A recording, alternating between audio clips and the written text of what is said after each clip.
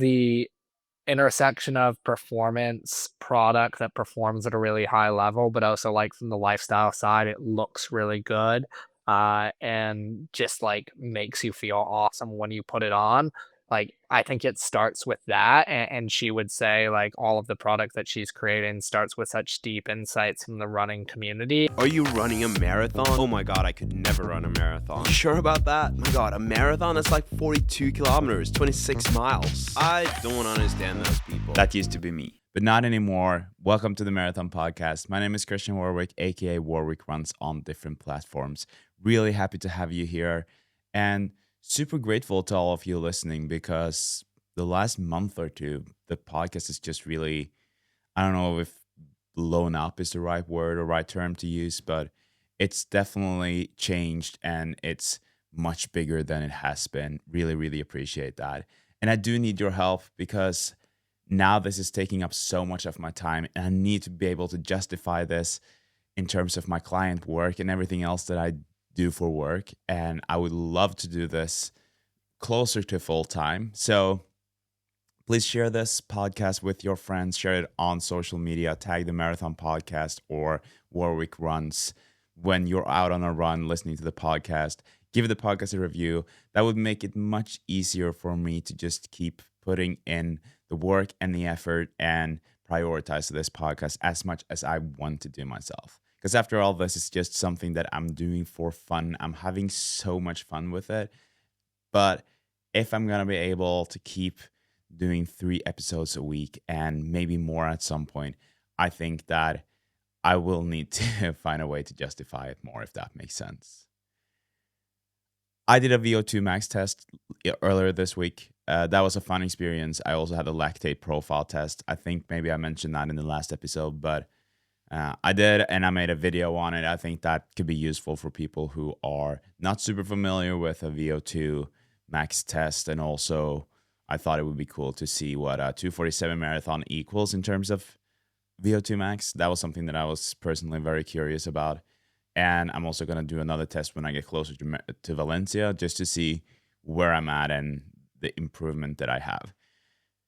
I think it's a lot of fun making these YouTube videos too. You know, that's obviously more focused on me than guests and podcasts. So it's a bit more narcissistic, but I still enjoy doing it as a filmmaker. I'm able to make the videos that I want. So head over to Warwick Runs on YouTube if you're interested in that.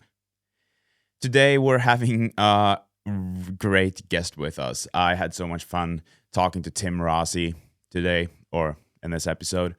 We talked a lot about his own running, his journey. He's a fast marathoner himself.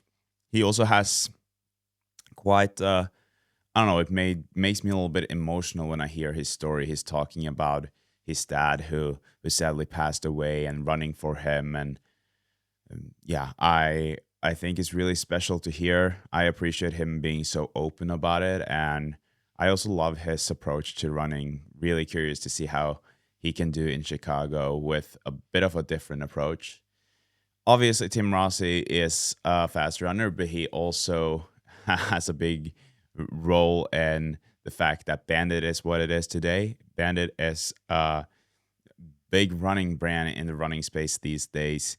If you go to New York, I think it's hard to not spot a runner who is not wearing Bandit. So I thought it would be cool to hear what he thinks about Bandit's journey, why Bandit has succeeded, and also how they're working, and obviously what we can expect from Bandit going forward. I appreciate Tim coming on and having this conversation with me. That means a lot, and I also love, as a person who loves brands, marketing, and obviously running, I think it's really cool to have these conversations with people who are a big part of those brands. So enjoy this conversation with Tim. I really think that you'll enjoy this one. Have a good run or try whatever you're doing while listening. Tim, welcome to the Marathon Podcast. How are you? I'm doing well. Thanks for having me. Excited to be here. Yeah, I'm super excited to have you here.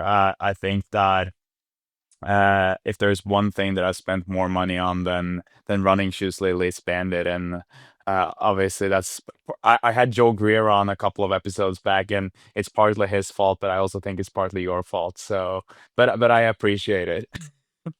No, Joe makes the gear look better than I do, so, no, I appreciate that. But yeah, no, I mean, it's more of a credit to the design team, but that's really, really funny to hear.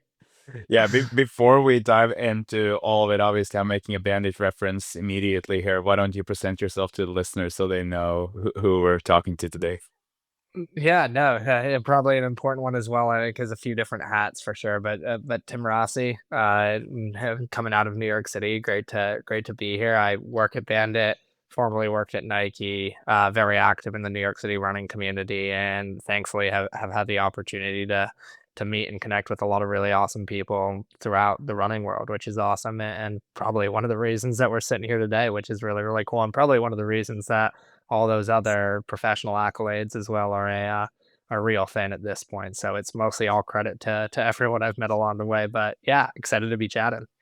Yeah, I'm super excited to have you here too. And before we dive into Bandit, Nike, all of the things that you were talking about now, I would love to hear more about your own running journey because you're a fast marathoner yourself, and that obviously means that you have some miles behind you. So why don't you share a little bit about that? Yeah, no, absolutely, and I kind of alluded to it before, but it definitely, all kind of led to where we are today on the professional side of things, but also is like definitely a huge part of who I am now. But yeah, I mean, my running journey, I did not grow up a runner by any means. I was a soccer, baseball, basketball, football guy growing up. Is usually what I say. I was decent at soccer and baseball, but really got to college, wasn't playing any of those sports anymore at a serious level. I was playing like intramurals, which was super, super fun. But started looking for an outlet, so to speak. And at the same time, started working at a Nike running store way back. This is now, I say it like I was a new runner, but I mean, at this point, it's been like, this was 2010, so 15 odd years of running, which is crazy to say out loud. But yeah, joined the club team at the school that I was at my freshman year of college and have kind of not looked back, which is really crazy to say. Found the marathon early on and really, really started to enjoy the marathon, but also specifically running. It's one of those sports I always talk about, like soccer and baseball, you can practice all these hours and then you get in a game and it can go well or it can go badly. And that obviously can happen in running. It's a bit of an oversimplification, but where I was coming from an athletic perspective, it felt a little bit more like, oh, you train for 6 months and you're going to get better, or you train for 2 years and you're going to get better. And that's being a new runner to an extent. Like, yeah, if I ran for a year, I got faster, which is really, really cool. And that hasn't been how it's gone in recent years, to say the least. But that's okay. I guess that's part of getting a little bit more mature in the sport. But yeah, I started my first marathon was in 2014. I should know the number that I've ran at this point, but I don't off the top of my head. It's probably like 7 or 8 at this point.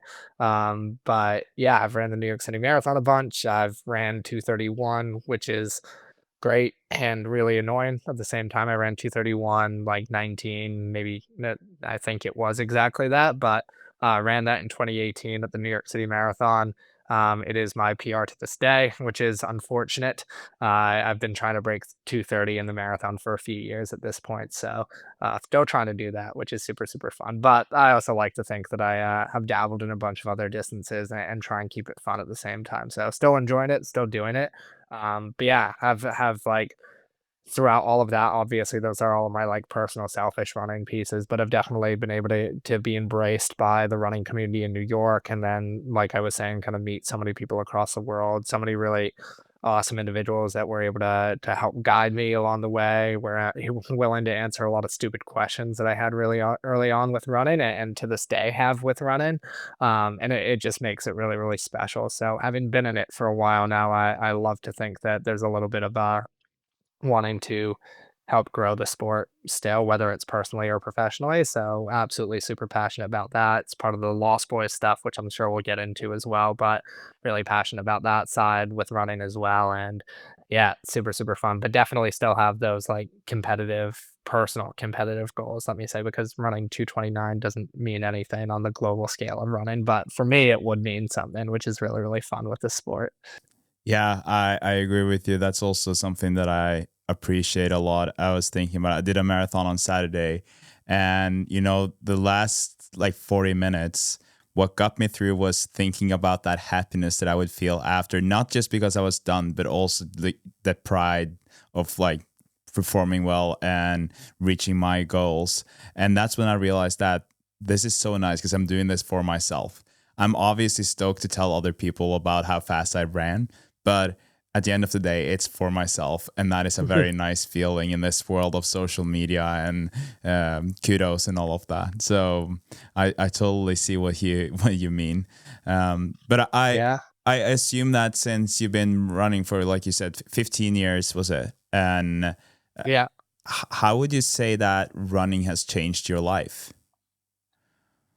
Oh, man, yeah, no, it's, you heard me probably or you saw me sigh, it doesn't work on a podcast, but yeah, no, I mean, I think, like, in a sentence, it's definitely shaped who I am entirely. I kind of mentioned it, but, like, I started running because I started working at that Nike running store back in 2010, and that or 2011, and then worked there for a long time in, like, 2014 onwards, and my professional experience and professional background is fully shaped because I started running and got super passionate about the sport. At the same time, my like friend group that I obviously have a ton of friends from growing up that I'm still very, very close with from other walks of life. But my like closest friends to this day are people that I've met through running. My fiance is someone who I met through running.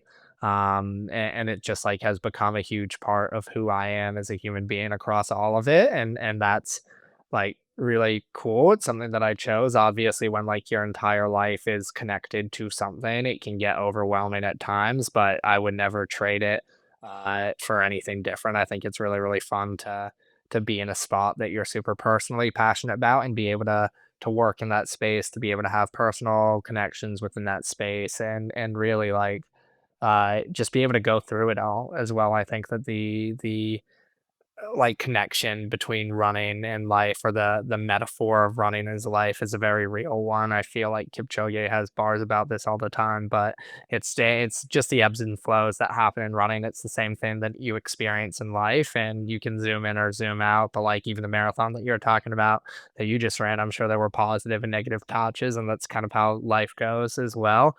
And I think it's like been a really, really fun journey with running that definitely parallels the journey of life to an extent as well. Um, and yeah, I think it really has like shaped me into who I am today, which is really, really special and something that I'm just really lucky again that like when I first got into the sport, there were so many people around me that were very willing to help educate me, help guide me, help support me, and like without them, who knows if I would have kept running, but I did, and it's no small credit to them. But like that's what happened, and here we are, which is really, really cool. Yeah, and if I'm not mistaken, you and I were this same age. So that means that when you found running, you were 17ish. Is that right? Yeah. Yeah. Yeah, So exactly. so did you come from a running family, or was that something that was almost ingrained in you from a young age? Yeah, it's funny because it's probably like 15 different origin stories with it that I need to get together at one point. But no, I mean, like, yes and no is probably the right way of describing it. I already said it, but I didn't grow up running. My mom ran the marathon a few times, albeit like just as a charity thing. She's done it as a bunch of times. She ran for Team for Kids a bunch of times, which is a New York City, New York Roadrunners charity. And like she would self-admittedly say that she didn't come from like an athletic background by any means, but got into running. Still runs to this day. Hasn't done a marathon in a while, but that's fine. She's still running most days of the week just to stay active, which is really, really cool. My dad ran the marathon once, way, way back, and never ran again, essentially, like period. But he did do the marathon. There was a photo, and we were able to find the records of it in the New York Roadrunners archives, which was super, super cool.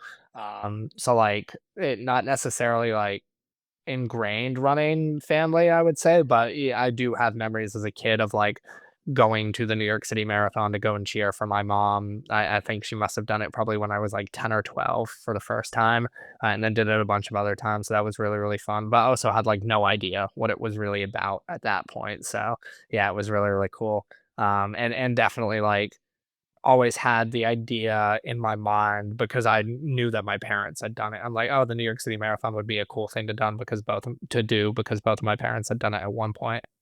Yeah. And I know that you've been honoring your dad. I think one of the more recent photos on your Instagram is also with the T-shirt with "Dad" in a heart on it. And I also know that the time 3:01:57 is it? That's a time that means a lot to you. Will you share a little bit about that? Because I think that story is pretty special. Yeah, no, 100%. I think it's a really cool one for me as well with my journey with the sport. But yeah, my dad passed away suddenly in the summer last year, summer of 2024. I'm I sorry. always get years confused at this point. Yeah, no, I Mm. appreciate it. It's like it's a thing that happens, unfortunately, and it sucks. But at the same time, it's something that happens in life. But yeah, I mean, I think kind of what I was talking about before running was a really helpful just like thing to be able to do, especially in the immediate aftermath, but even beyond there where like you don't really know what to do. Thankfully haven't had to deal with a lot of like super intimate loss throughout my life thus far. And again, it's something that everyone has to have happens to everyone throughout their life. But for me, it was a huge like moment that like who knows how you're supposed to react, but I definitely didn't know how I was supposed to react. And being able to put my shoes on and get out for a run every single day was like a really helpful thing, just selfishly. And as part of that, I'd kind of had this idea of not running a marathon. I'd done a bunch of marathons. I talked about the competitive background with the marathon. But like in those weeks after, he'd run the New York City Marathon once. He ran that time 3:01:57. And like, it essentially just became a thing where I'm like, "Hey, I don't really wanna train for a marathon this year because I don't wanna, like, pour that emotional energy into it." But I think, like, as I work through this, it would be really, really special for me selfishly if I was able to toe the line of the New York City Marathon this year with the idea of trying to run the exact same time, that he had ran back in the day. The fun story that we still tell in the family is, like, he wouldn't shut up about running the marathon that one time. He wasn't the most athletic human being, that's ever existed, but he ran a really good marathon at one point in his life, and he definitely kept reminding myself, my mom, all of those people when I ran my first marathon. It was an ongoing joke that like I needed to beat his time or I wouldn't hear the end of it. But yeah, long-winded way of saying I had a friend, thankfully, who I got connected with over at TCS. They were able to get me a bib for the marathon. They're the title sponsor. So I was able to get a bib for the marathon, which I was super lucky to be able to do. And then thankfully, everything went well on the day. I ran the first 23 miles like at a relatively brisk pace and then kind of got to soak it in the last 5K, which was really, really special. And unfortunately ran 1 second slower than him. I was waiting at the finish line to try and cross the line at the exact right time. Felt extraordinarily awkward. I was standing like 50 meters from the finish line and just like didn't want to get in anyone's way, but also like wanted to be able to have that moment. I think I was there for a minute or two, which was again really, really cool because you get to like embrace what's happening. And just like for me at that moment, it was really happy that I was able to do that and have that moment, which like I know he would have been super excited about and like feel that connection, if you will. But yeah, across the finish line, thought I nailed it, didn't nail it, which is really funny in hindsight, but probably again wouldn't change a thing. And maybe a little bit more fitting that I let him beat me on that one. But no, it was really, really cool and really, really special. And it's still something. I mean, again, it's like as little involved in running he was since I was a kid, we always still have that connection. And when I started running, he was a huge supporter. He was a huge supporter of all the athletic stuff that I was doing in my life. So it was always a connection point with me and my dad, and I think it'll continue to be. But even beyond that, I think it was really special for me on that day. I mean, I gave the whole spiel about trying to break 2:30 and still being something that I'm doing or wanting to do. It kind of had that realization that like I'm not running as fast as I feel like I can or I want to on that marathon day last year, but it was still just as special, if not way more special than any of the other marathons that I've run. And it kind of lit that fire in me of like, yeah, this is something that I love to do, and this is something that I'm going to be doing for the rest of my life, whether I'm able to like be competing with the best version of myself, or whether I'm doing it for fun and for other reasons. It just was like, this is really, really special in a really cool way. So my mom, my sister, my aunt were all out there. My dad's sister was out there. Like, it was really, really cool. And just a special moment that we all had. So yeah, it was really, really awesome. And again, like, just really lucky to be able to have that moment. Yeah, it's really special, and it's like you said, you're lucky to be able to have that moment because 301, it's still a fast time. So it's kind of a privilege to be able to run that and be able to wait at the finish line. Because for most people, if they wanted to honor their dad who did 301, they would have to work really, really, really hard to be able to even run that time. And and I also think that there's something nice about though you didn't maybe on purpose let him win, but it's still nice that he got that win. Yeah, no, you're completely right. It played itself out better than I could have hoped for sure. And then yeah, you're also completely right of the like, I definitely don't take for granted that like, I've been injured within running before. There's definitely been times where I've been incapable of running 301, and truthfully, I had zero idea whether or not it was going to be something feasible last year. So I think there was like 13, 14, 15 miles of kind of like stress. I very vividly remember like coming over the Queensboro, which is right around mile 16 in the New York City Marathon, and being like, okay, like, who knows how this is going to go at this point. It was one of the reasons that I initially had wanted to kind of like hold it a little closer to my chest and be like, hey, maybe I don't want to like say this publicly unless it goes sideways. Thankfully, I was able to run the entire time, which was really, really special. But yeah, no, you're completely right. It's like, again, one of those things. I'm hyper aware that at some point in my life I will be incapable of running 301 more likely than not, and to be able to like do it while I can, again, was kind of that just framing of like, sometimes you get so in the weeds with your personal goals that like you get fried by them or you get frustrated, and it's like, no, this is a really awesome thing that I'm able to go and do, and to be able to share it with a bunch of people as well was super, super special. So yeah, it's definitely one that's continuously front of mind and makes it even more like, it's the same feeling I feel like people have when they come back from injury, where it's like you take running for granted sometimes, then you have those moments where you're like, oh no, like, this 3 mile jog is really, really amazing, and I'm super lucky to be able to do that. That was very much me during the marathon last year of like, oh, I'm really lucky to be able to like get to mile 20 and not feel horrendous right now, and like be able to still finish and enjoy it the entire time. And I think that made it even more um just like meaningful for me. It kind of woke that up of like, oh, this, I'm so lucky to be able to do this, and it was really, really cool. Yeah, and you did mention that you kind of wanted that break from the marathon, and bec- after your dad passed away, and then realizing that this is something that you do want to do for the rest of your life. Where are you at today in terms of running ambitions? Your breaking 230. Where are you now?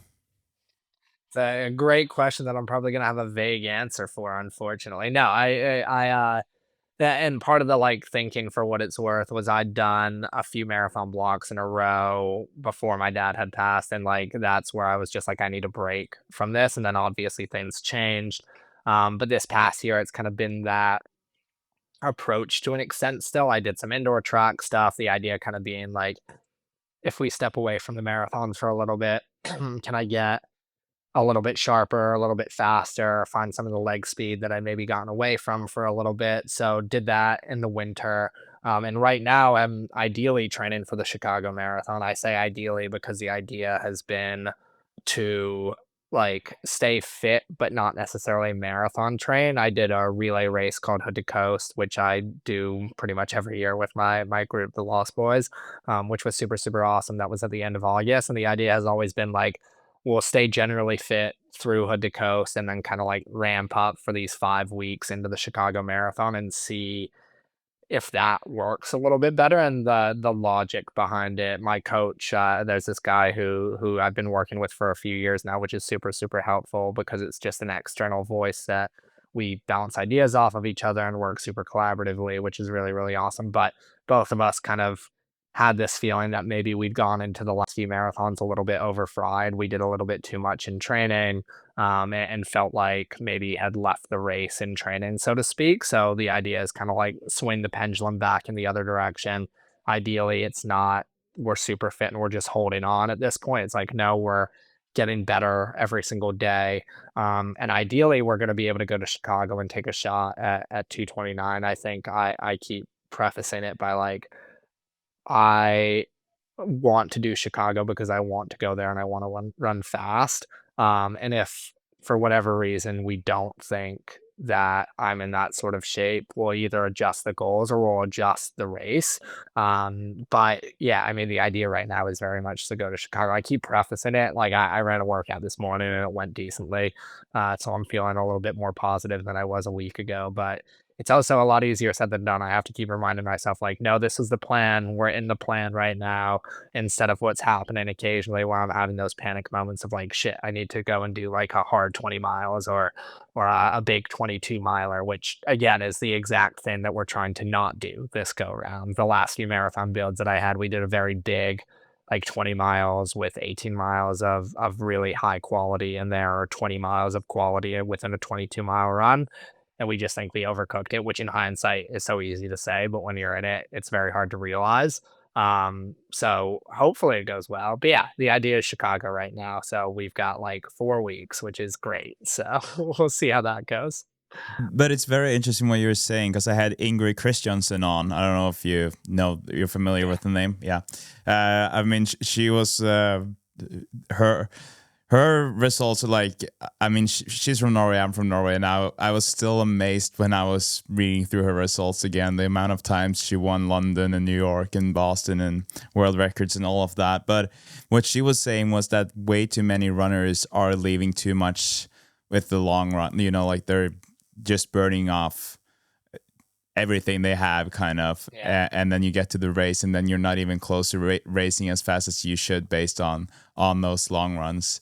So that makes me curious to hear now that you are, like you're saying, trying to just stay fit, and uh, what does your training look like compared to what it looked like when you were maybe burning off a little bit too much?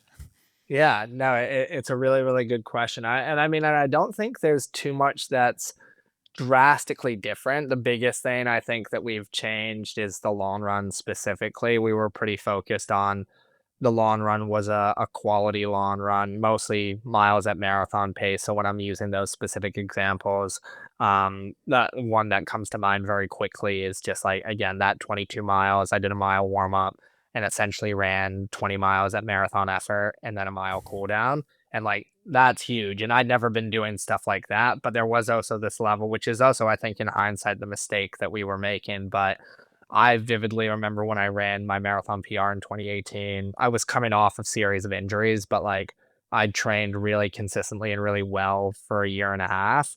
And like I was just utterly confident. My marathon PR before the New York City Marathon in 2018 was 2:46, and I went in with the goal thinking I could break 2:40 or 2:30. Sorry, 2:40. I definitely thought I could break.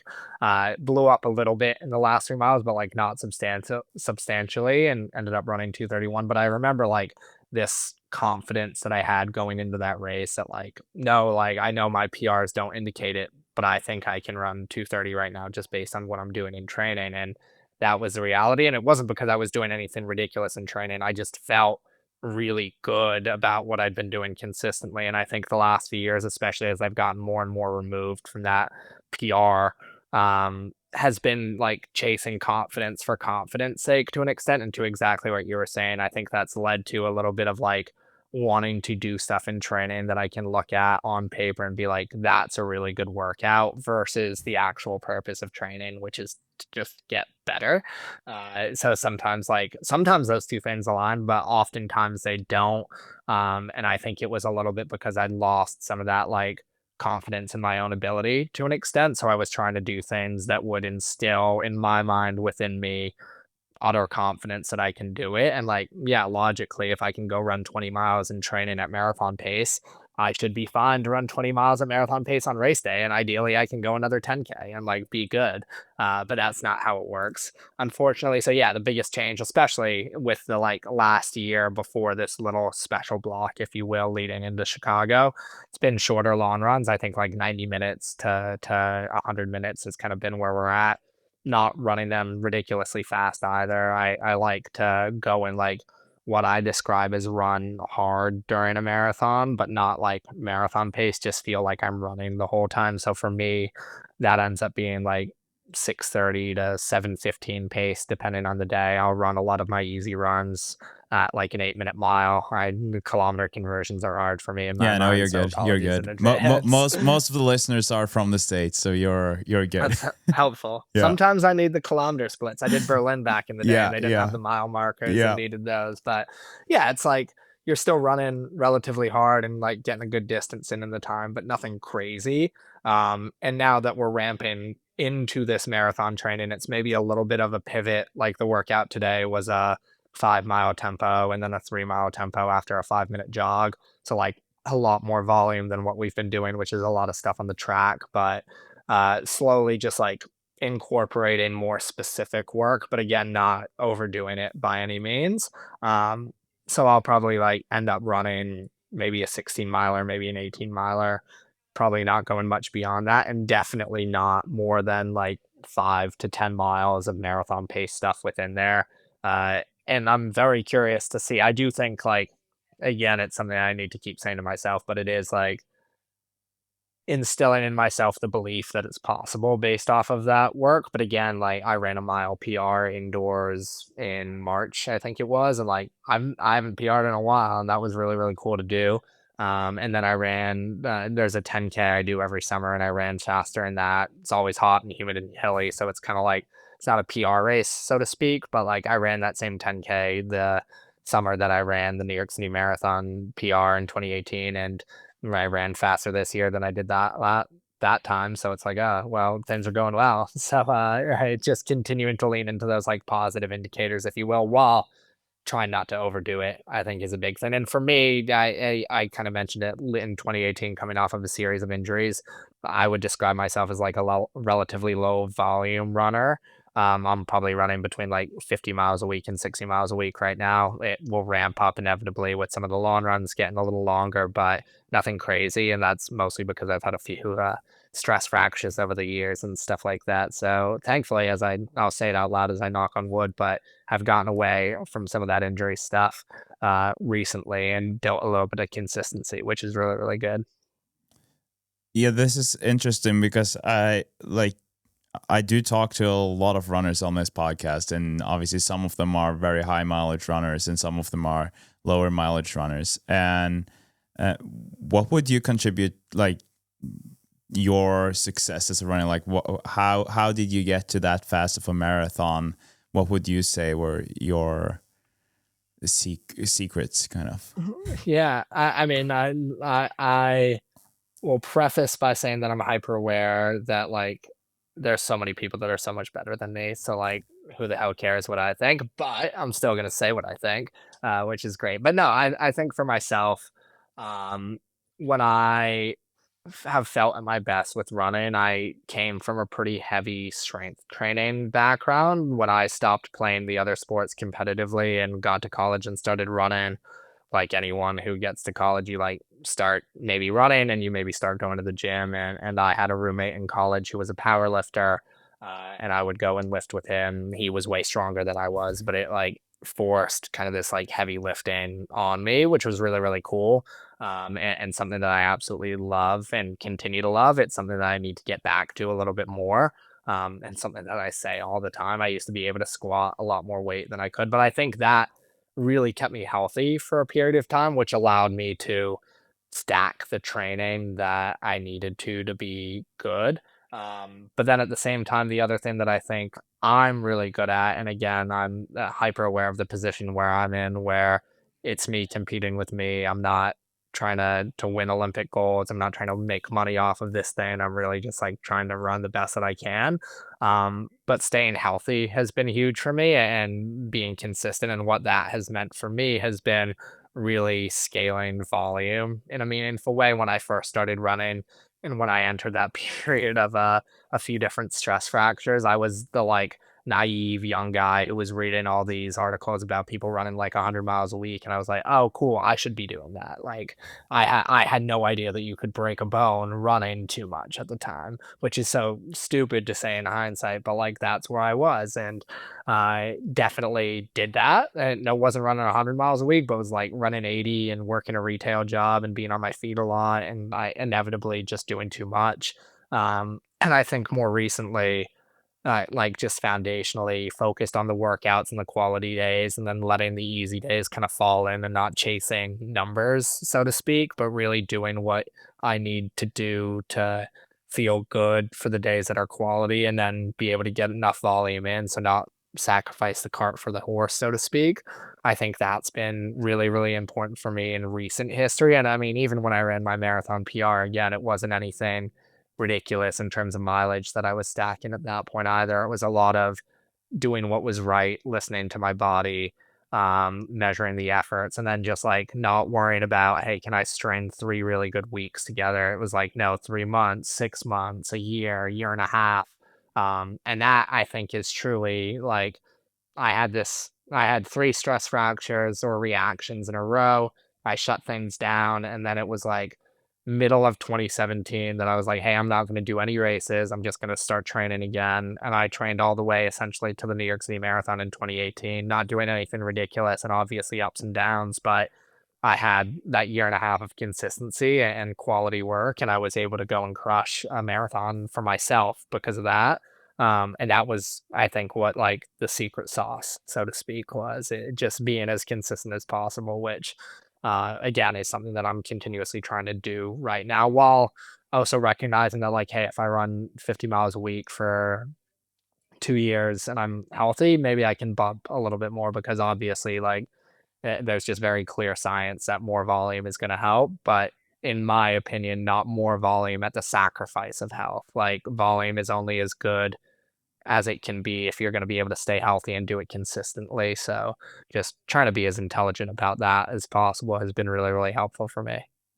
I feel like you touched on a lot of very important things here, and especially the one where you were referring to, that you were reading stuff about other runners, because I feel like it's so easy today, especially with apps like Strava, where you see other people and they run a lot, and then you might find yourself in a situation where it's like, well, if I go above like 60 miles, I'm gonna have so much pain that I'm not gonna be able to run next week. But does that mean that I can't run fast? And then it's like, no, that doesn't necessarily mean that you can't run fast. It's just you need to find your way. And so I love hearing what you're saying about this, and you're a great example of how fast it's possible to actually run. And you did say that there are a lot of people faster than you. That's true, but there are also a lot of people who are not faster than you. Like getting to that when you're down at the low 230s there it's, I mean, most people can only dream about ever being at that level. So I don't think you should sell yourself so short. No, I appreciate it. Maybe I'll rephrase it by saying I know there's a lot of people faster than me as well who don't run a ton, Yeah. which is awesome Yeah. as well. But I could not agree with you more. It's like it's very hard in this day and age with Strava or message boards or articles. You don't get context around everything. You don't understand that, like with the Norwegian connection, you don't understand that Jakob's been running tons of miles since he was 12, and Hmm. it's like, yeah, and of course he can go and run a week like you see on the internet, but like, can everyone else do that?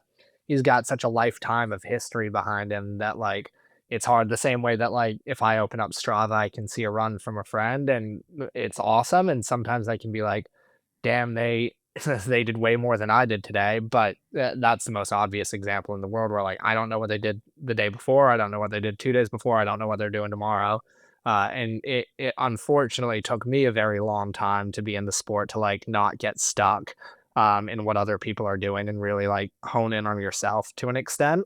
Um, and it's just so much easier said than done is probably the right way of saying it. But Yeah. it's also such an important thing to learn of just like you need to do what's right for you in the end. And ideally, I can run a little bit faster, still run short, because then I can be an example for everyone. No, I'm mostly joking, but I would love to like be able to run fast, not going crazy, because you can stay healthy at the same time, Yeah, which is cool. exactly. Yeah. No, love that. Uh, I am curious though, because I found myself. This is a very narcissistic and not a. I don't know if it's a nice thought to have, but I was out with a friend this afternoon, and so Bandit is becoming like popular also in Norway, although we don't really have access to it here. I'm lucky to have a fiance from the US, so we're over there quite a lot. So I'm lucky in that way. But a friend of mine asked me if I wanted to like make a ad with him for Bandit. So we were out filming today in Oslo, and when we were doing that, there were obviously the hype is real here too in terms of running. And then I told him, you know what? A great feeling here right now is that there's no one around here that is as fast as me in a marathon. You know, like that feeling coming right from a marathon. And the thing is that I don't even know if that's true. It could be that there were some people around me who were faster, but I was like, I didn't think that at the time. But then I'm curious about you being as fast as you are. Do you ever find yourself thinking the same, you know, like when you're running around and you see people and like, I'm probably the fastest guys on this track right now. Do you ever think about And that that? I think in New York, unfortunately, there's a lot of really, really fast people that exist here, which is super, super funny. But no, I mean, I think it's like I have my days, I would say, where like you get competitive with random people for no reason. Like Yeah, I so am the weird. workout that I did this morning. Yeah, it's just it's kind of like a coping mechanism. But yeah, I mean, in New York, it'll some people get annoyed, if you will, depending on if you cycle or not. But like I was doing my tempo run in the bike lane. It's a rainy day in New York, so it's relatively quiet. And also, for whatever reason, the asphalt for the bike lane is a little bit better in the rain. Like my feet start slipping if I run on the running path at times. So I was like tucked into the corner of the bike lane. And I will preface by saying like I am hyper aware I was running by myself. I'm trying to like stay in the corner, but like occasionally I'd start to roll up on someone on a bike and like you get competitive for sure to say the least, which is super, super fun.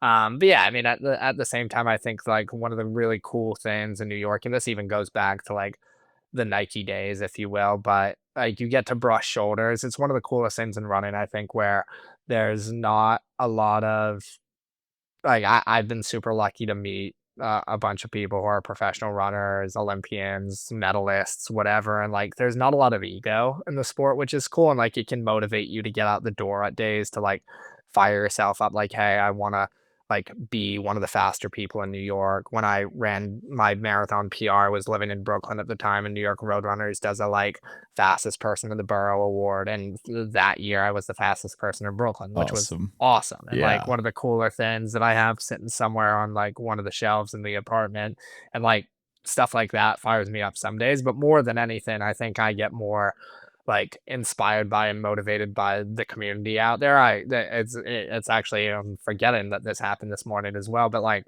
part of my run, I was running down and there's someone that I saw who is we have very different marathon PRs, but I know the guy. And it was just really, really cool to see like him out there putting in the same work that I was. And we run 2 hours different in the marathon, but like he's working just as hard as I am in that moment. We gave each other a high five and it was really, really cool. And I think that happens a lot in New York, which is really, really special. It's like you go to the track and there's people that you met from other run clubs or met from other walks of life or have towed the line during races with at various points in time. And that like shared work, if you will, is really, really cool. And I think I get really excited about that sometimes of like, hey, this person's out there like getting the work in this really shitty day in New York, the same way that I am. And it's really, really cool to be able to have that. But then, yeah, I mean, at the same time, like when you have competitive goals, I like to, some of my best friends are people that I want to be faster than Yeah. as well. And that's mostly because I know if I beat them, then I'm gonna run really well as well. It's Yeah. not a like, I want you to run No, slowly so that definitely I not. beat you. Yeah. It's like, I want you to run well. I just want to run better. Mm-hmm. And like the second we cross the finish line, we go back to being friends Yeah. again. But like in the moment, you can want to kill one of your best friends, which is really, really fun. I'm glad to hear that I'm not completely alone about feeling that way. It sounds like you're a bit of a better person than I am, but still, no. We all have the same days, the Yeah. same thoughts for sure. You did mention this community, and that obviously makes me think about Bandit. Like that is one of the things that after Boston this year, when I went to the pop-up store, I was like, these guys are doing something really cool. I was already running in Bandit, but I was still feeling like, you know, the way they were cheering me on when I walked into that store, and they were happy for me. And there's something about that. And you were mentioned, or you did already mention this community that running is.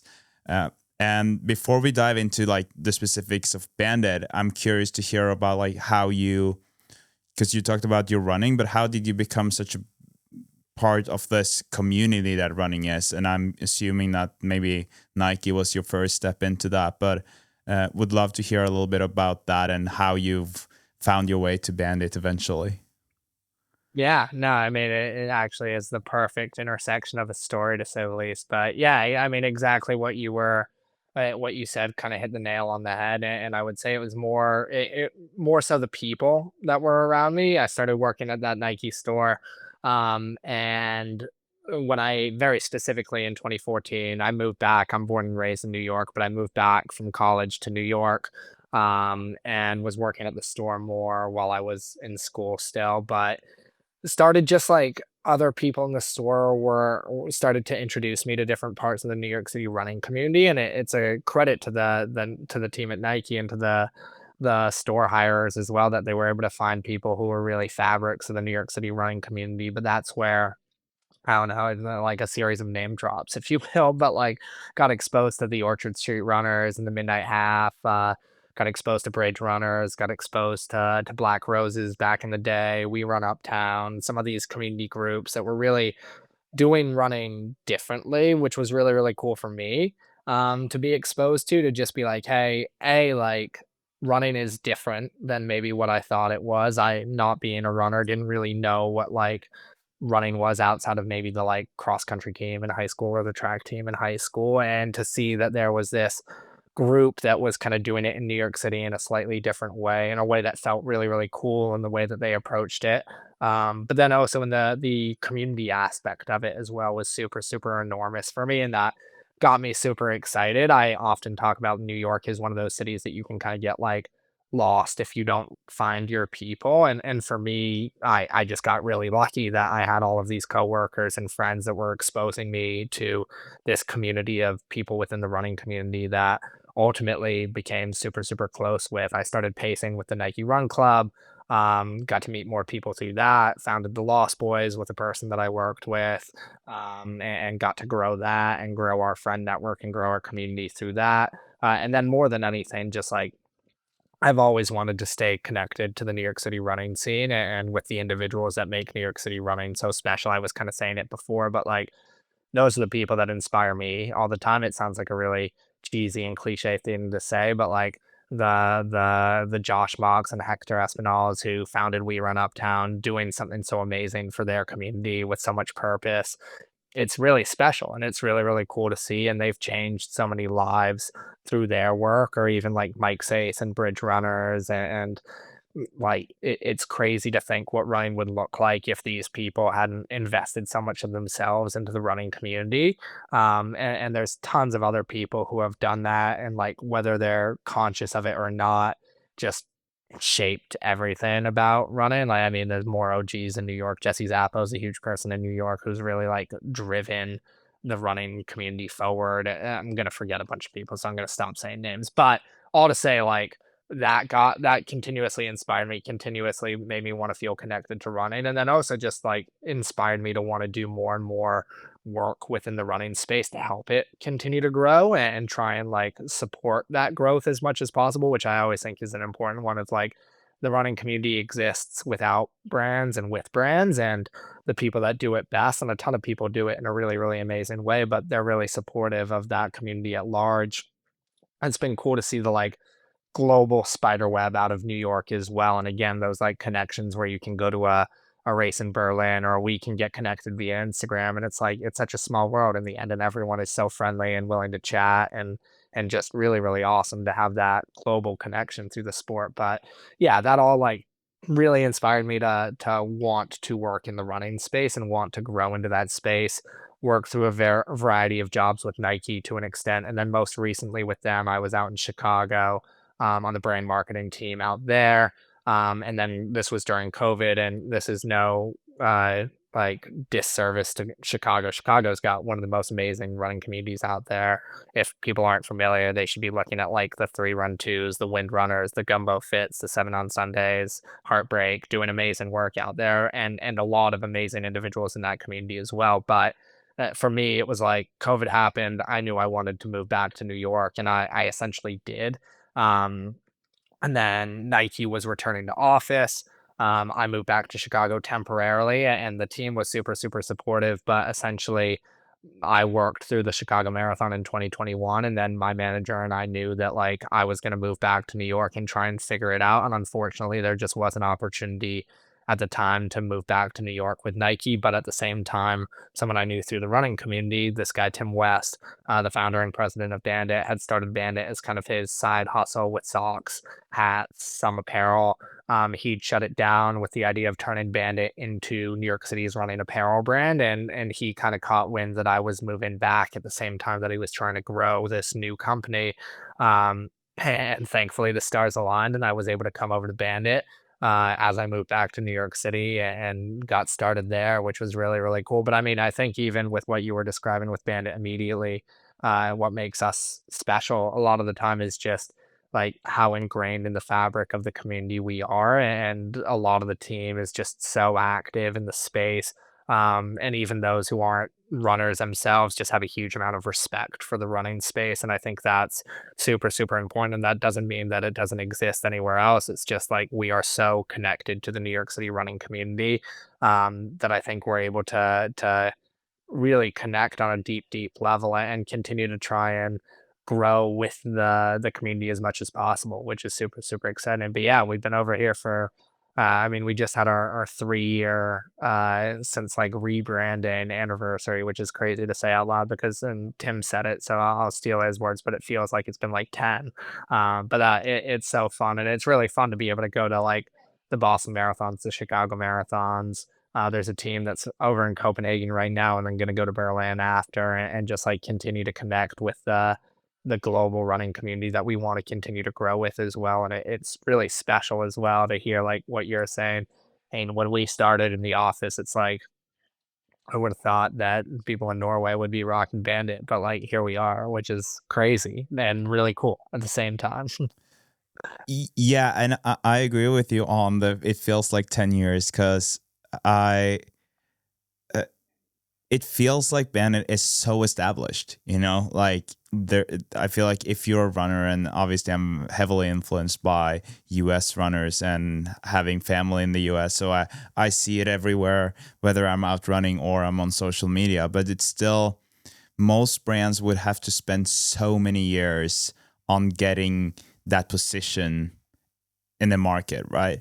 And I did ask you about what you think was the like secret to your success as a runner, but Yeah. but what would you say that has been like the reason why Bandit has succeeded the way it has? It's a really good question. I'm sure everyone would have a slightly different answer than I would. Um, I think it's probably multifaceted. I do not come from the product design world whatsoever. But I have a really deep appreciation of products. So maybe I am biased in saying this, but I think our design team, and this is credit to Ardith, who's one of our co-founders, and the chief design officer at Bandit, like the intersection of performance product that performs at a really high level, but also like from the lifestyle side, it looks really good. And just like makes you feel awesome when you put it on. Like I think it starts with that. And she would say like all of the product that she's creating starts with such deep insights from the running community and like solving needs has been an enormous one. As a dude, I talk about it often, but like I wear our half tights all the time. I never used to run with my phone or have designed these magical pockets that like I run with my phone every single day and I listen to a bunch of podcasts now, which is really, really awesome. And like never did that before. I used to run with two watches because I had my Apple Watch Mm-hmm. where I'd play Yep. music off of it. And like that is sounds like the simplest thing in the world, but it's obviously not because if it was that easy, everyone would be doing it. But I think it like fundamentally starts with products. But even within there, like I mentioned it, the community insights and the work that she does with the community to really understand what people need. I think like it's not beyond the like simple one of we're just super super tapped into our community and continuously do the work to stay connected to our community and to runners in general, because that doesn't just mean that you're listening to people that love everything that you're doing. It means that you're listening to people that think you can be doing stuff better or have suggestions, have criticisms, whatever it might be. You need to be able to like really do a good job of listening to people and staying connected. And I think our entire team's ability to like go out into the world and hear what people have to say about us and then really like take that back and move accordingly is really what sets us apart, where we want to continuously solve problems, support where we can, interact with our community where we can. Like everything that we do is really come out of those simple like we want to be with our community and we want to grow our community as much as possible. And it really has just led to some really really amazing stuff, which is super super cool. And yeah, I think it has allowed us to do exactly what you're saying. Like it's only been 3 years, but it feels like we've done 10 years worth of work, if you will. But I think that's because we were able to just like accelerate doing the right thing very early on, which is really, really cool. And I mean, and the whole team is super supportive of that as well, which is also a huge testament to them. And also, it's just like there's so many different voices in the room, so many different pieces of feedback in the room, where we're able to really come up with some really exciting stuff. And hopefully, we're able to continue to do it. Yeah, I think you're right. There's this combination of the product and obviously mostly the community, because that was like a reflection that I made myself after Boston, where I did have some Bandit gear, but I didn't like my closet wasn't full of Bandit. And then after going into that store like a couple of times, and especially after finishing, because after finishing Boston, I was very emotional, obviously, and you know, coming in there, and then your employees, they were just so loving, supporting. There was something about it where we shared this very special moment together, and they made that moment even more special.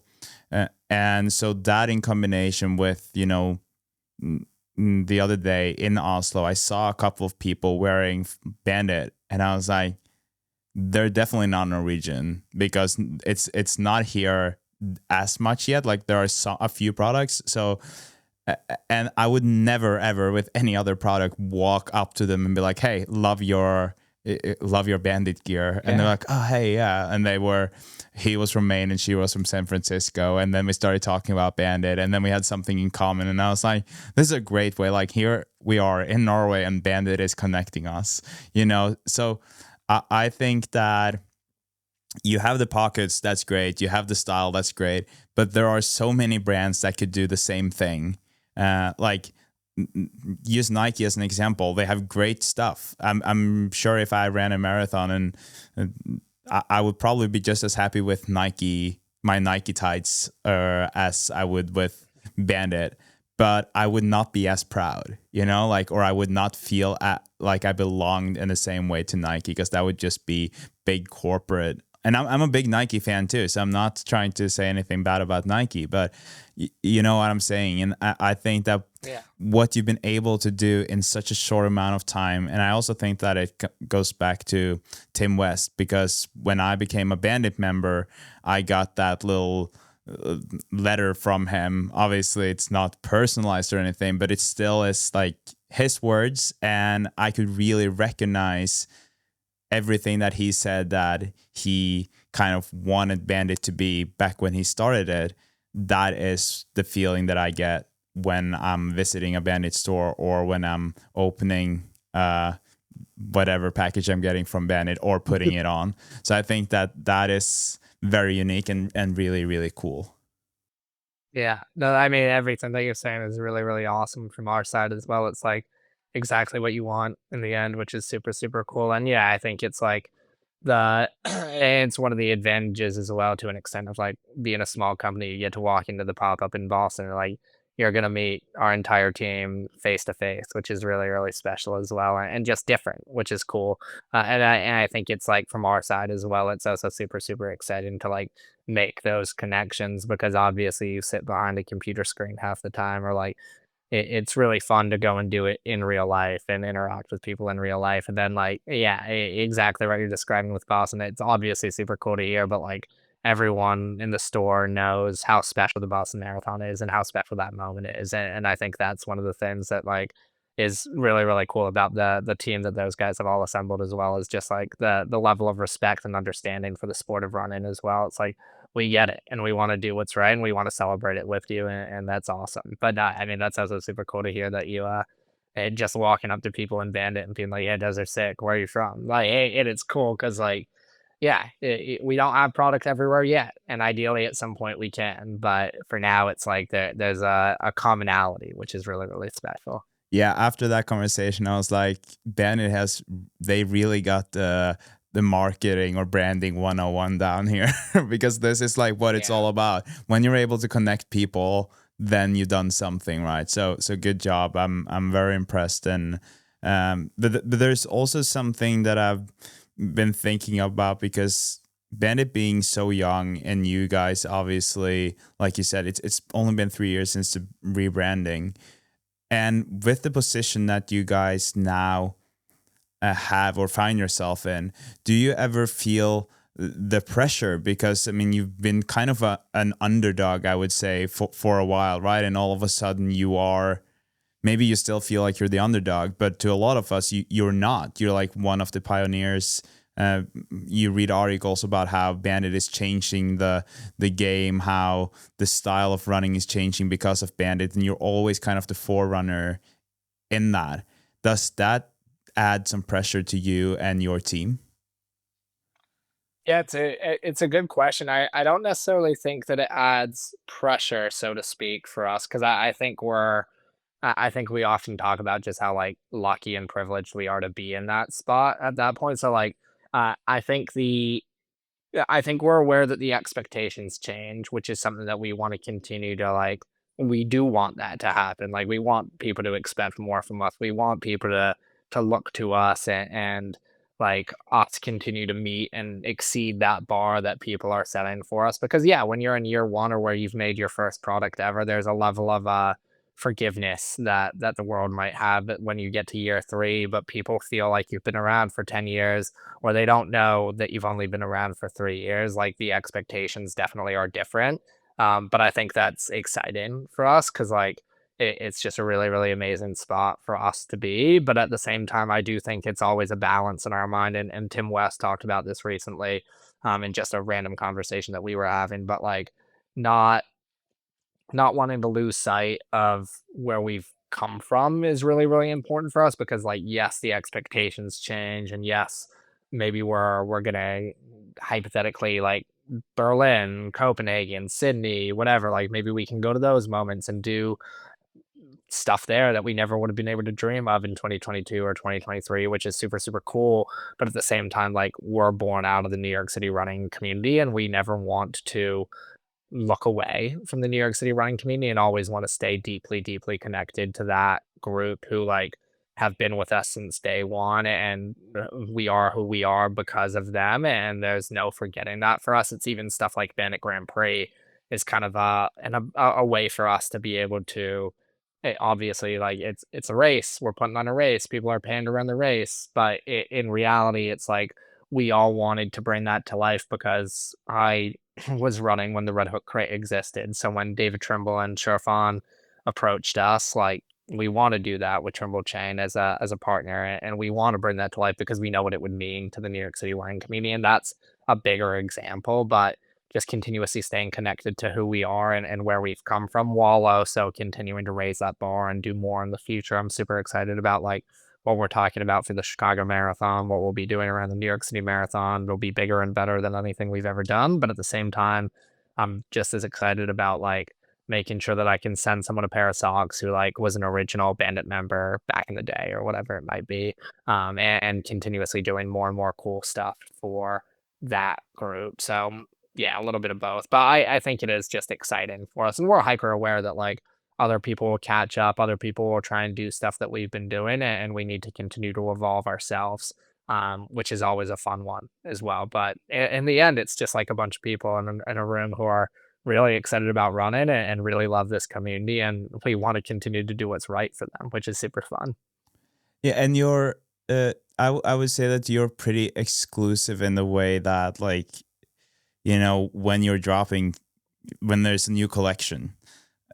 This year, I've been just sitting there waiting with the countdown. Obviously, because I'm excited, but also because I know that if I'm not doing that, I might miss out. And I'm also a Bandit member, so I still have this fear of missing out on that. And I've been curious about if that is a very like intentional strategy from your side, that you don't have that many products, or I'm sure you have a batch that is pretty big already, but that when it's sold out, it is sold out. You're not restocking. And is that like something that you intentionally do, or are you just like always surprised by how many people want it and then you just don't have enough? It's the latter, to say the least. But no, I think like and Nick West is our CEO, and he's the one who is like, we talk about this all the time, but like I'll rewind a little bit. The like seasonal collection drop is definitely something that like Tim and Nick were super passionate about, learning from the lifestyle brands that exist in New York City. It's just like a way that like dropping product is super exciting. And for us, that like idea of seasonal drops that we're not going to restock, it's like specific colorways, specific silhouettes, that type of stuff. That's fully intentional and like definitely part of the strategy that we've shaped. With that said, and this is where like Nick West comes in, is he has the hardest job in the world a lot of the time, and he's got support on it now, but I'm trying to look into the future because the product development timeline is so long that like being able to try and look 16 months, 18 months, 12 months into the future, whatever it is, and decide how much product you need to be making is so exceedingly hard. And for us as well, it's super, super difficult where we're testing new stuff all the time, whether it be colors, whether it be prints, whether it be silhouettes, and just not really knowing how the community is going to respond to it is a really, really difficult one for us to be able to have. So we're trying to get better at it, is what I would say. But and we're continuously trying to solve with like stuff like the Evergreen collection, and making sure that like, hey, if people want black half tights or a singlet or a crop for a race, like you don't have that stuff sold out. I think that's where we're trying to fill that need a little bit more, and we're going to continue to get better at it as we keep going. But no, it's been good so far. It's obviously like we hear it loud and clear where people, that stuff sells out way faster than we ever anticipate sometimes, and we're in the same boat as everyone else where we're like, well, shit, we should have made a little bit more of that. But it is a balance in there, to say the least, because there's oftentimes stuff that we just don't know how it's going to do. So like we are intentional about like, hey, we don't want to take a huge risk here. Sometimes you have to be a little more cautious, but no, I think it again, it's exciting to be like at the growth stage where we are now, where we can take risks, or we can listen to our community and be a little bit more bullish on like, hey, people are really asking for this. We think it's going to absolutely crush it. So let's make sure that like we can get this into as many people's hands as possible, because ultimately, yeah, we think our stuff performs amazingly, and we don't want anyone to like not have access to it because we're all sold out. And we're definitely better this year than we were in like the first year, and the first year was way worse than the second year as well. So we're on an upward trajectory, to say the least. Yeah, love to hear that. In terms of the products, and now I'm not talking about the design of it, and I obviously you I can't say everything about this, but what can we as runners and customers kind of expect from Bandit going forward? It's only been 3 years, but like if you were to think like 1 year, but also maybe 5 years ahead, like what can we expect? Yeah, it's a good question, and honestly, one that we continuously have conversations about with like no solid answers in the background. But I think the biggest thing is like we're still very, very much aware that like on one side of things, there's a lot of stuff that we don't do yet within the running space as well, and like how can we continue to grow our assortment essentially and continue to create things that really solve those needs for runners. I often talk about or like to refer to something that artist talks about with our product, which is we don't want to be like every piece of product in someone's wardrobe, but we do want to be the stuff that like when you do your laundry, it ends up at the top of your pile. And I love that as an analogy. But as we grow, ideally, we are able to offer like the Bandit take on tons of different silhouettes and tons of different products that we haven't made yet. So continuing to grow that. I wouldn't be surprised if like we continue to expand in a super super meaningful way, which is really really awesome there. But then on the flip side as well, not necessarily new, but I think again this is something that the design team always talks about, and artists very specifically of just continuously believing that we can do better with stuff that exists. I'll use as an example the singlets that we were making in year one. I still think they were some of the best fabric that I've ever felt, in a performance singlet, just, like, fundamentally, not even being biased about it, but there were a slew of runners who felt like it was not, wicking sweat as quickly as possible, so Artith has continuously been, like, iterating with her team on the fabrics that we use, and now the fabric that we use in our singlet is completely different with our drift and our Vento fabrics, and, like, that innovation, like, spirit is something that's not gonna go away, if that makes sense, and mostly what I mean by that is, like, there's stuff that we hear that people love, um, but we like to think that they don't know it could be better until it is better, is, like, something that exists, so, like, hey, maybe like, yeah, I keep talking about our half tights because 'cause they're my favorite products that we make, but, like, our half tights are amazing, but maybe there is a better performance fabric that exists out there that we just haven't found yet, and I think you'll continue to see those iterations on things that people already love from us, but we believe that we can continue to improve, and that's really, really exciting as well. It's not necessarily the, like, super sexy, like, marketing stuff, like, "Hey, we changed our fabric on this product," but when people get it in hand, they're like they feel the difference at that point, and the singlet, again, is probably the best example where, like, people got those new materials in hand, and they were like, "Oh, damn, like, I didn't realize that this could feel this much better, this different," and that's just a really, really cool thing from a growth perspective for us as well. Yeah. I think it's really cool to hear how where you guys are of this and like how intentional everything is, you know. And I always know that that is part of building a brand, but I also feel like there are a lot of brands who will neglect this, and especially when you're doing as well as you guys are doing. It's easy to just kind of lean back and be like, "Oh, now we're doing well. Let's just keep doing this," you know. So it's cool to hear, and especially for me, who's a big fan of all of the things you're making. I'm happy to hear what's to come too. Um, Last question about Bandit before I want to ask you a little bit about Lost Boys at the end of our conversation here. Back when I was working at a clothing brand, when I was hired, they had like this definition of a person who was working in the company. And I'm curious, do you kind of have that in Bandit? And I'm not obviously talking about like excluding people who are this way or this way, but it's more like it seems like you have to be a certain kind of person to work at Bandit. And I don't know if that is true or if you're just super good at hiring. But what is the answer to that? No, it's a great question. So we do have a series of values from a company perspective. That is something that we talk about in all of the hiring processes. We don't necessarily have like the definition, if you will, of like what a bandit employee looks like. Aside from those values, we want to make sure that everyone's embodying the values. The empathy is the big one that always comes to mind for me. But there's a series of them. I'm not going to remember all of them off the top of my head. But again, empathy front of mind for me all the time. But I think like personally, the biggest thing that I noticed that's a commonality between everyone that works on the team is again kind of I think I referred to it before, but the ability to like really respect the sport of running more than anything. And again, it doesn't necessarily mean that like you're a runner yourself or you're a former runner or you want to be a runner, so to speak. But I think it's just like everyone understands how like special the sport of running is to our community and to the world. And that's something that's really cool, I think, because that is just like common DNA. Everyone gets it when like someone walks in with their marathon finisher medal at one of our pop-ups. Not one employee at the company wouldn't react the same way, which is really cool.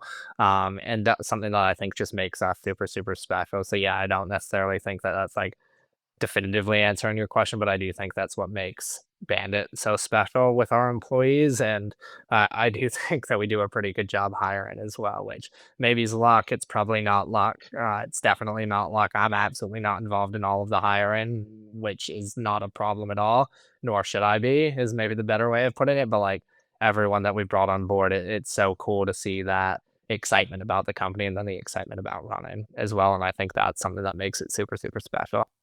Yeah, I agree with you. And I think that you answered the question perfectly. I think that maybe I phrased it a bit not in the best way either, but it's exactly what I was wanted to hear, you know, like the values and all of that is great. And like you said about the employees, I don't know if I've ever gone to another different I don't think I've gone into another store ever before and started following the employees on Instagram. Like that is a good sign Yeah, that you're kind of connecting with each other. So it's cool.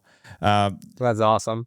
Just to establish before we end this with Bandit conversation here, I'm not sure if we established your role in Bandit. Like, we should probably do that so people don't have to go. If you said it in the intro, I'm not. I don't remember if you did, but I did not. no, Don't worry. I think you're right now that you're saying it, which is really funny, and that's fully on me. I probably should have said it at the intro. you're good. Yeah, my job title is the head of experiences at Bandit, which we're a small team, so I like to say that job descriptions or job titles don't necessarily mean anything at Bandit.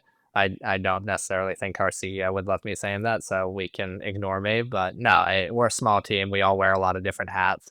But it also mostly means that like I'm the head of experiences, but it's not just me doing that work at all. So it kind of like gives you some answers and also doesn't give you some answers. How many are you? I say I think we're 18 now, Hmm. which is crazy to say out loud because it's a lot bigger than what I used to say just like 10 for a really long time, and then it upped to 15 when it was obviously not 10 anymore. But we've been hiring for someone on my team, which is super exciting. And I did have to like make sure that I actually knew that answer at some point. I just got really curious because everyone asks that question, and I hadn't actually sat down and counted our full-time, let me say, HQ employees, because we do have a number of people who work in the retail stores as well, which is it like makes the number bigger, obviously. But yeah, I think there's 18 of us, though. Someone will correct me if I'm wrong at some I point. I should double check. But I think if you look at one of the big marathons, especially in the US, you would never believe that this brand that is seen everywhere only has 18 employees. So that's Yeah, crazy. it's crazy to say out loud, no, for sure. But again, kind of like a testament to how good of a job everyone Yeah. else is doing. And again, it's maybe a testament to the person out there hiring everyone as well. You got to shout out the Tim and Nick at that point. They really figured out how to get a really good group together, which is cool. Yeah, really cool. Um I want to ask you about Lost Boys. Yeah. Yeah, I could tell in the introduction, and obviously this was also on my list of things I wanted to talk about. But I could tell in the introduction that this is something you're really proud of. Can you say something about Lost Boys? Yeah, no, it's a great one and probably one that I continuously butcher in trying to describe. But yeah, no, Lost Boys. Essentially, like the easiest way to define it is a running group that I co-founded with a few people that I worked at the Nike store way back in the day. a lot of people that have been super involved in it. But the simplest way of describing it was like we started the group because there were a few of us that were traveling to a few races in and around New York City, and we had the opportunity on those sign up forms to put a team name down, and we decided we wanted to, and came up with Lost Boys Track Club. But what it really has kind of like morphed into it when it got started, it morphed into like a group of friends that wanted to run and train together, take running, like have very serious running goals and take running relatively seriously without necessarily taking themselves too seriously either. And I think how that's kind of manifested itself is like the people that gravitate towards the group are people that really find the joy in the sport of running as well, and like recognize that this is something that they're really passionate about and excited about, and can have a lot of fun doing it while still pursuing whatever those like goals that they personally have are. And there's a wide breadth of goals within the group, but even beyond that, as I continuously describe it as a club and a group, I think the other big piece of it is it's very intentionally informal. There, one of the guys who's been a huge part of it, Luke McCambly, he's the Orange Runner on Instagram. He often describes it as like Fight Club, which I think is hilarious. So I'm going to steal that reference right now. But it's really just like no one really knows what it is. So there's like a layer of mystery around it because of that. And that's mostly because in New York City, we've never done weekly group runs or training or anything like that. And it's because we don't have to. There's so many clubs that already exist. So like why pull away from that? But one of the big things for us is like we want you to be able to represent different clubs, different groups, whatever. But if you feel connected to the Lost Boys, you can still be part of it. So it's like decentralized in nature, which is really fun. And again, has been this really lucky opportunity to be able to connect with people globally who feel connected to our group. And that's just super special. And again, is something that we want to keep it as like broadly inclusive as possible, because if anyone feels connected to it, who am I to say that you can't be part of the Last Boys? Like, of course you can. You don't need a singlet to be part of it. You don't need a hat to be part of it. You just need to go and train hard and then like have fun running, and that's kind of it. But it's cool, and it's cool to see that it's grown over the years. It's cool to see that it's resonated with people. It's been a fun creative outlet at times, but it's also just like a cool thing to again really connect with that global running community and be able to be part of it on a different level. I love that. It's amazing, and I think it's great what you were saying about like you don't have to have that like a specific brand or like t-shirt whatever, Yeah. and that you can be in different clubs and all of that. And because for me this year, what I've realized that when I'm traveling to new cities, it's so nice to be able to connect with new people, and especially when we have running in common, like a mutual interest there. It's so nice to be able to connect with people. And sometimes it's hard to find those because some might be a bit like, I'm not saying that all groups are not inclusive, but it's also sometimes it feels like it's harder to get in. So if I say Yeah. say I went back to New York, we go there from time to time, and how would I or anyone listening to this, like how can they join you for a run or connect with the Lost Boys?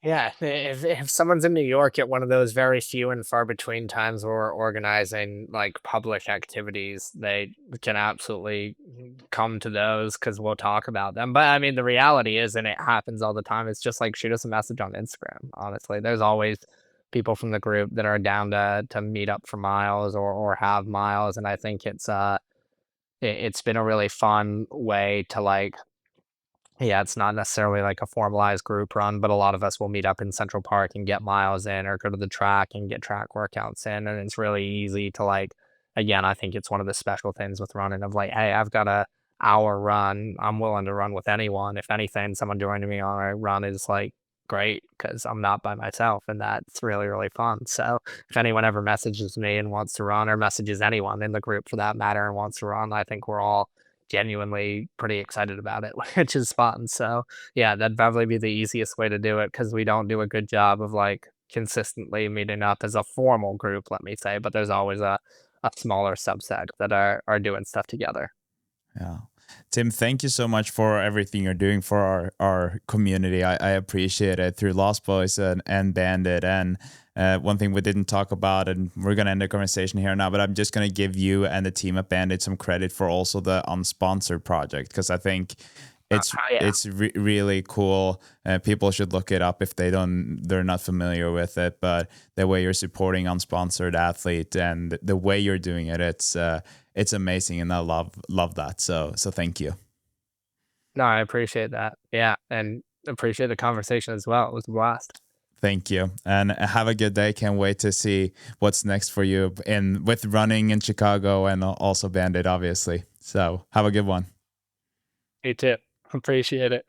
I hope you enjoyed this conversation as much as I did. I feel like I'm gaining friends whenever I'm having these episodes, to be honest. I love the fact that I can connect with people through this podcast, and that the running community is so generous. I don't know if you thought about this, but obviously I don't know these guests at all before we start recording, and it just ends up feeling, at least for me, like a conversation between friends, something that I really appreciate, and something that I think says a lot about the running space and the running community. And I think maybe that is why I love this community so much. And I feel like that is also something that I hear from a lot of other people, that they really, really love the community part, and that they feel like they belong. And in a world where we all obviously have different opinions about a lot of things, I think that running kind of unites us, and it's a great thing.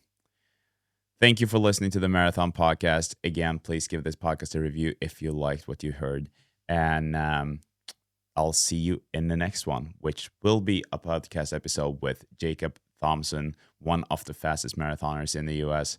Really, really excited about that one, and can't wait for you guys to hear about Jacob's journey, but also his goals and how he's training and coaching. So until then, thank you for listening, and I'll talk to you in the next one. You listen to the Marathon Podcast, brought to you by Wall Studio.